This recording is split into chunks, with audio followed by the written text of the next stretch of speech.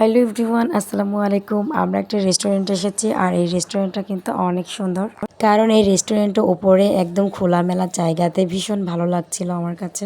তো আমরা সাধারণত এখানে কোল্ড কফি খাওয়ার জন্য এসেছিলাম আর কোল্ড কফিটা কিন্তু ভীষণ মজা ছিল। তো আমাদের কোল্ড কফি চলে এসেছে, এখন আমরা সবাই মিলে খেয়ে নেব। এখানকার খাবারগুলোর অনেক প্রাইস, তবে খেতে অনেক টেস্ট।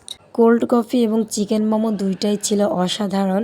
মেঘলা আকাশ আর সাথে মৃদু মৃদু বাতাস, সব মিলিয়ে পরিবেশটা অসাধারণ ছিল। আর এখানে আমি একটু ফটোশুট করতেছিলাম কারণ জায়গাটা অনেক সুন্দর। ভালো থাকবেন, বাই বাই। সকালে ব্রেকফাস্ট হবে হচ্ছে চিকেন দিয়ে হালিম রান্না আর হচ্ছে রুটি। যে পেঁয়াজের হচ্ছে বেরেস্তা করে নেব। ফার্স্টে হচ্ছে রসুন বাটা দিয়ে দিলাম, আদা বাটা দিয়ে দিচ্ছি। এখন দিয়ে দিচ্ছি সামান্য একটু পানি যাতে মশলাটা পুড়ে না যায়। ভালো করে নেড়ে চেড়ে নেব একটু।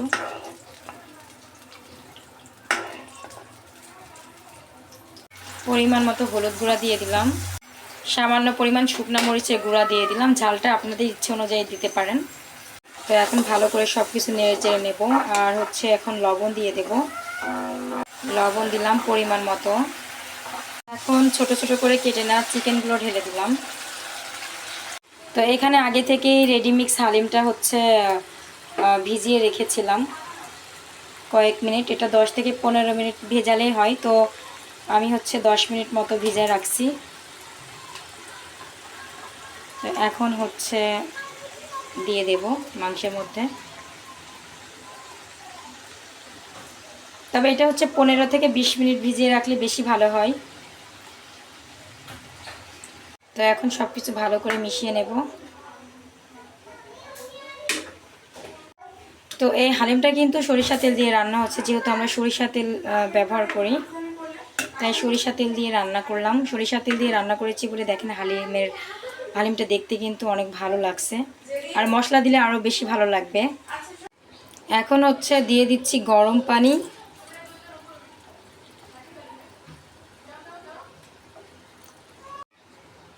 তো কড়াইটা একটু ছোট হয়ে গিয়েছে, বড় কড়াই দিলে মনে হয় ভালো হতো। পড়ে যাবে কিনা বুঝতে পারছি না।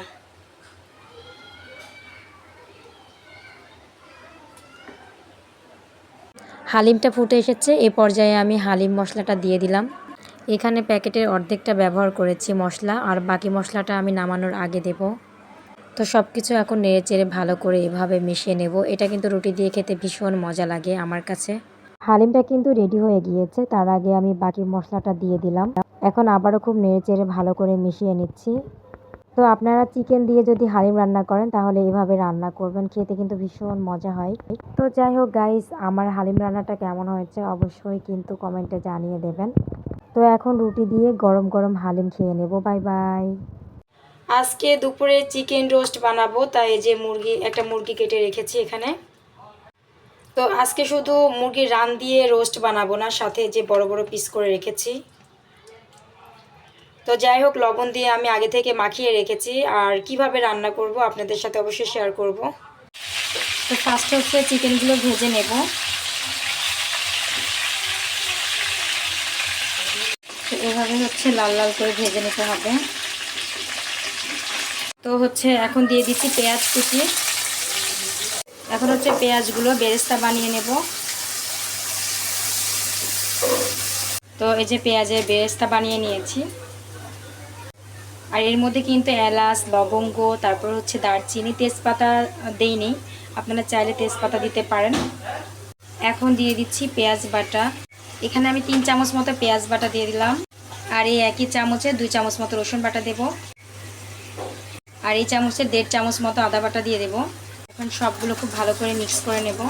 এখন হচ্ছে দিয়ে দিব, এখানে হচ্ছে কাজু বাদাম আর টক দই দিয়ে ব্লেন্ডার করে রেখেছিলাম, সেটা দিয়ে দিচ্ছি।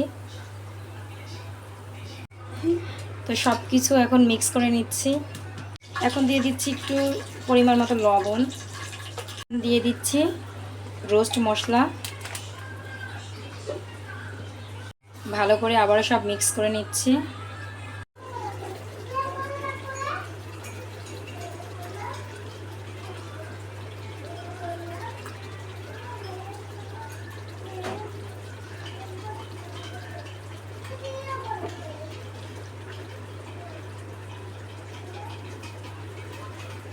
তো মশলাটা খুব ভালো করে কষিয়ে নেওয়ার পরে এখন এই যে মাংসগুলো দিয়ে দিলাম, মানে মাংসের টুকরোগুলো দিয়ে দিলাম। এখন ভালো করে নেড়ে চেড়ে নেব মশলার সাথে।